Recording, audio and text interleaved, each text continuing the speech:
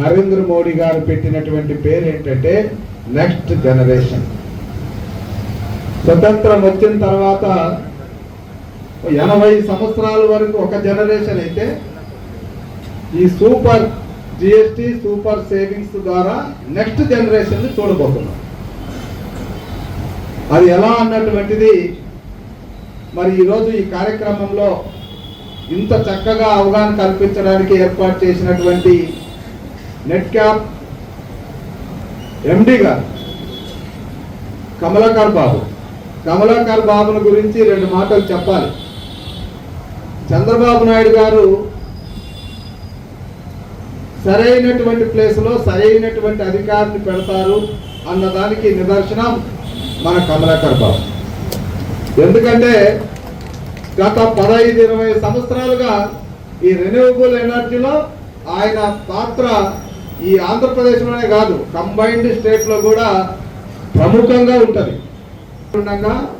లోకేష్ బాబు గారు ఆనాడు మంత్రి, ఆయన ఒక నిర్ణయం చేశారు. పంచాయతీల్లో ఒక మనం గుజరాత్లో ఎక్కడో 2 స్ట్రీట్లో ఉన్నటువంటి ఎల్ఈడి బల్బుల్ని మన రాష్ట్రం మొత్తం మీద పెడితే ఎలా ఉంటుంది అన్నటువంటి ఒక ఆలోచన ఇచ్చాడు. ఆలోచన ఇస్తే కమలాకర్ బాబు దాన్ని అమలు పరచాలి. కమిషనర్ పంచాయతీరాజ్గా నేను కోఆర్డినేట్ చేయగలను. టెక్నికల్గా దాని మీద పూర్తి స్టడీ చేసి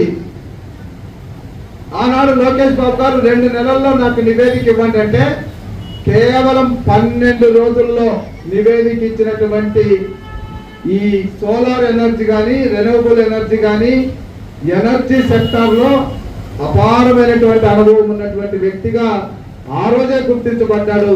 2 నెలలు టైం ఇచ్చిన 12 రోజుల్లోనే ఇచ్చి ఈ జిఎస్టికి చార్టర్డ్ అకౌంటెంట్స్ కి చాలా అవినోభావ సంబంధం ఉంటుంది. వారు ఇది నేర్చుకోవాలి. ఈ జిఎస్టి తగ్గుదల అన్నటువంటిది కమలాకర్ బాబు గారు చెప్పారు. అయితే దీని ఇంపాక్ట్ ఎలా ఉంటుందని తెలుసుకోవాలంటే మనము మోడీ గారి వికసిత్ భారత్ చూడాలి. చంద్రబాబు నాయుడు గారు 2047 స్వర్ణాంధ్ర విజన్ చూడాలి. ఈ 2 చూసి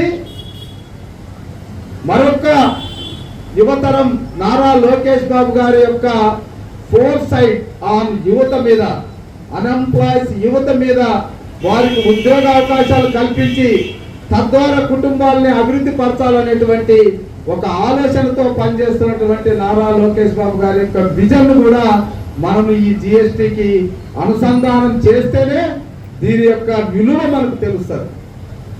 ఇక్కడ బాగా గమనించండి, వికసిత్